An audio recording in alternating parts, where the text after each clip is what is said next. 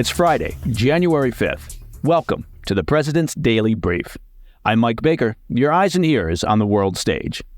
Let's get briefed. To start today's show, we're going to return to the topic of a post-war Gaza, specifically the question of who will govern, as several new plans are now being floated for what life after Hamas might look like for the Palestinian people. Later in the show, South Korean spies are giving us a rare insight into the palace intrigue of North Korea, identifying the likely heir to current leader Kim Jong-un and the Kim Dynasty. Spoiler alert, the heir, well, their name is also Kim. Plus, over 200 active and retired U.S. service members sign an open letter calling for accountability of U.S. military leaders regarding the enforcement of the COVID-19 vaccine mandate. And finally, in today's back of the brief, the release of the long-awaited Epstein documents, or at least some of them.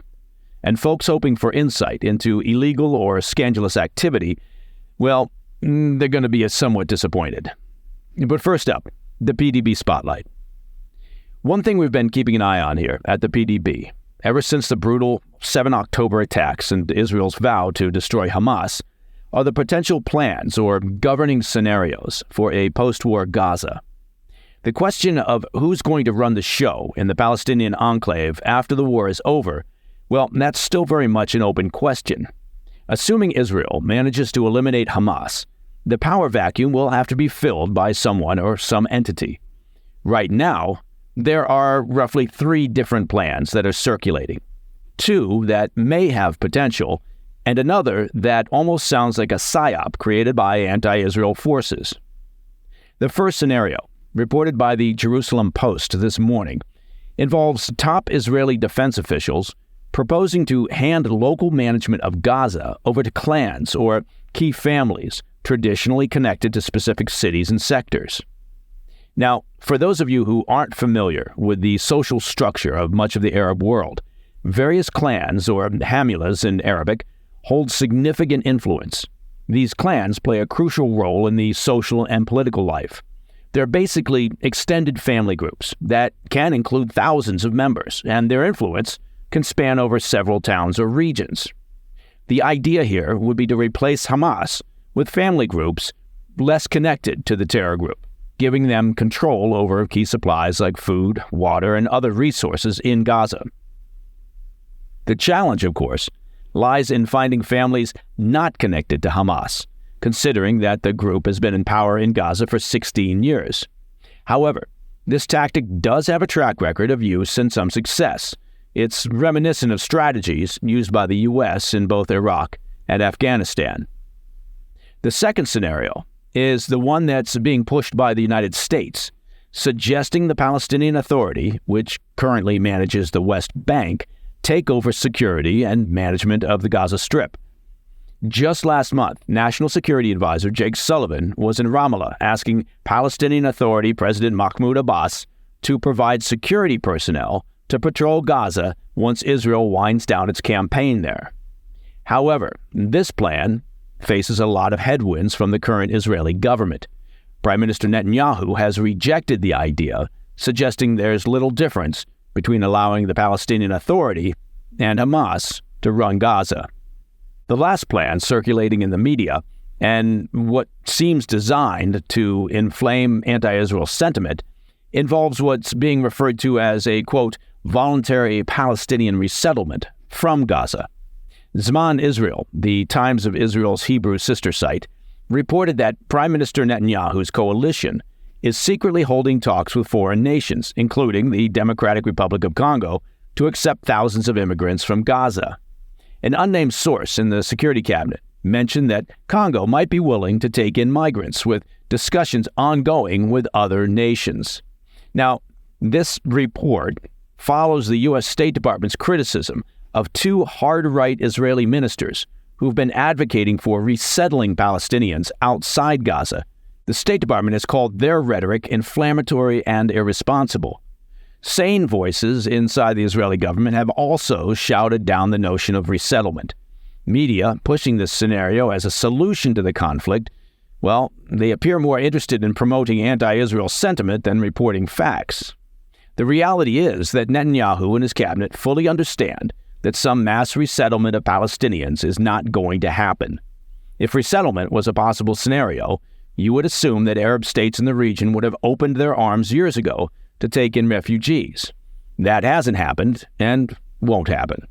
The bottom line here is that Hamas cannot be left to govern Gaza. They've proven since 2006 that they're more interested in enriching themselves and pursuing their shared dream with their Iranian sponsors of destroying Israel than in properly governing the Palestinian people and bettering their lives. And they've vowed to continue attacks like their 7 October slaughter. But post-Hamas, the Palestinian people need good governance and an opportunity to grow and prosper. This issue, who will control Gaza, who will govern Gaza, will be the most complex and difficult negotiation of 2024. Coming up, a look into the secretive world of North Korean politics with a report from South Korean intelligence revealing the likely successor to Kim Jong-un.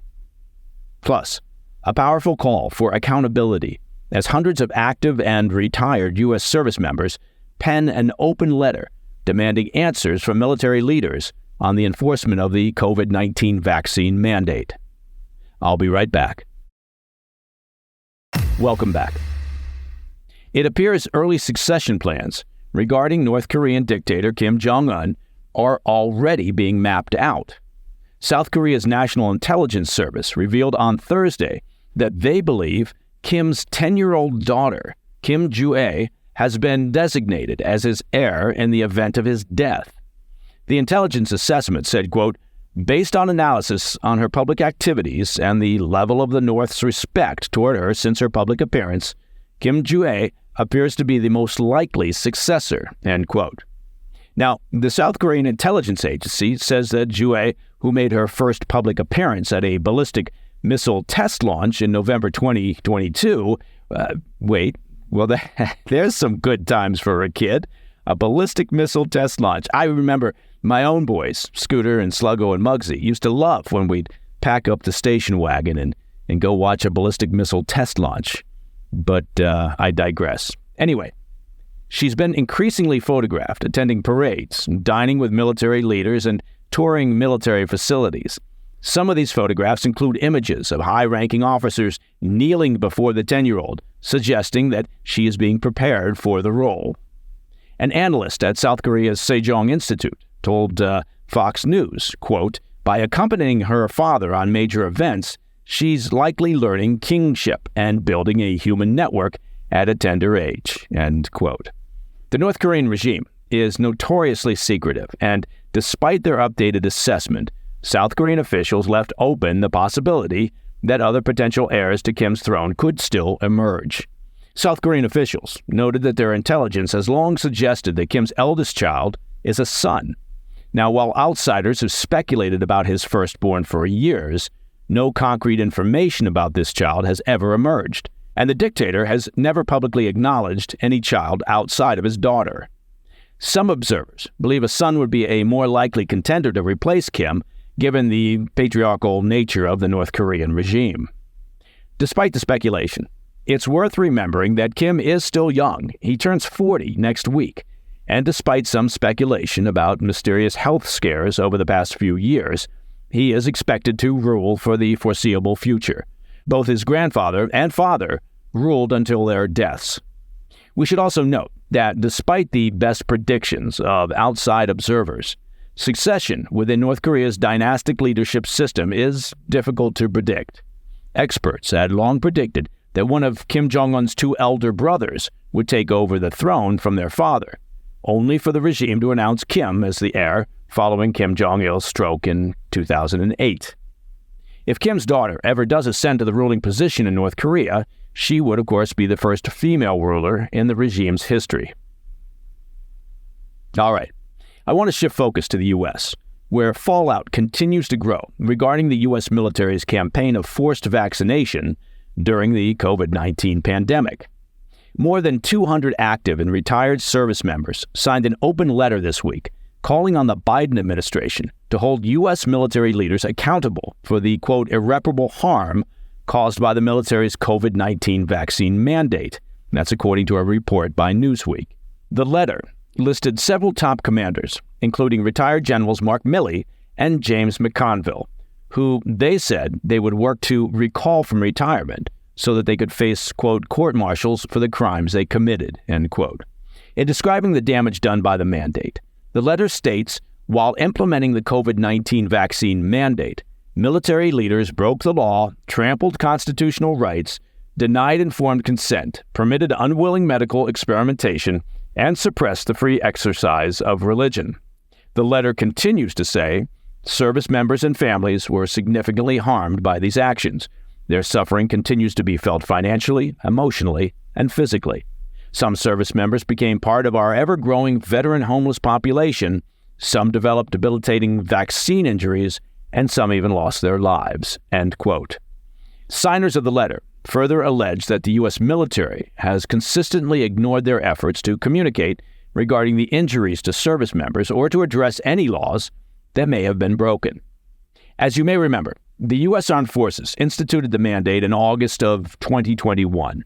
While the vast majority of active duty service members received the vaccine, some 8,400 troops were forced out of the military for refusing to take the shot. The mandate was dropped in January 2023, but those who previously refused were not reinstated. The letter said military leaders, quote, betrayed the trust of service members and the American people. Their actions caused irreparable harm to the armed forces and the institutions for which we have fought and bled. These leaders refused to resign or take any other action to hold themselves accountable, nor have they attempted to repair the harm their policies and actions have caused, end quote. As we previously discussed on the PDB, the Army reached out to former service members displaced by the vaccine mandate in November, telling them that they can request a correction to their discharge records through the Army Discharge Review Board or the Army Board for Correction of Military Records. They were encouraged to contact a recruiter if they were interested in returning to service. The decision came in the wake of a horrendous recruitment year for the Army, which experienced a shortfall of some 15,000 new soldiers. Coming up in the back of the brief, my take on the long-awaited Epstein documents that dropped this week. I'll be right back. In today's back of the brief, I wanted to follow up on those much-anticipated Epstein Files that were released this week. The anticipation was so intense that the public release on Wednesday night caused the court website to crash within minutes. Over 900 pages were unsealed, revealing numerous Epstein associates and public figures mentioned in the 2015 case brought by accuser Virginia Giuffre against Ghislaine Maxwell. However, to the disappointment of many, there really wasn't much to learn from the documents. The majority of the people named in the documents have already previously been cited before in legal proceedings or news reports, and haven't been accused of any wrongdoing. Reportedly, additional documents will be released in the coming days. Now, the list includes a variety of high-profile individuals like Prince Andrew, former U.S. Presidents Bill Clinton and Donald Trump, names we were already familiar with, but also the list adds pop star Michael Jackson and magician David Copperfield to the mix, to name a few. Many names included in the released documents were one-time references or mentioned on the periphery of witness statements. One witness recounted meeting Jackson at Epstein's Palm Beach home, and another shared an evening with Copperfield at Epstein's estate where he reportedly performed magic for those present. It's crucial to note, neither Jackson nor Copperfield have been accused of any misconduct. Epstein collected contacts, celebrities, and introductions to wealthy people like some folks collect baseball cards. So the lists are a bizarre collection of high-profile individuals from social, business, political, and celebrity circles. Now, one of the many aspects of this entire Epstein saga that is concerning is this.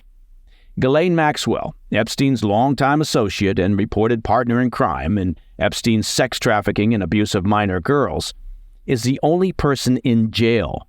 She's currently serving a 20-year sentence. Now, I'm no Hercule Poirot, but I do have some experience with investigations. Look, Typically, with sex trafficking and underage victims, there are two sides to that illegal transaction. How is it that after all this time, Maxwell is the only individual convicted? I mean, not counting Epstein, who of course died under mysterious circumstances while in prison. And that, my friends, is the President's Daily Brief for Friday, 5 January. If you have any questions or comments, please reach out to me at pdb@thefirsttv.com. I'm Mike Baker. I'll be back later today with the PDB Afternoon Bulletin. Until then, stay informed, stay safe, stay cool.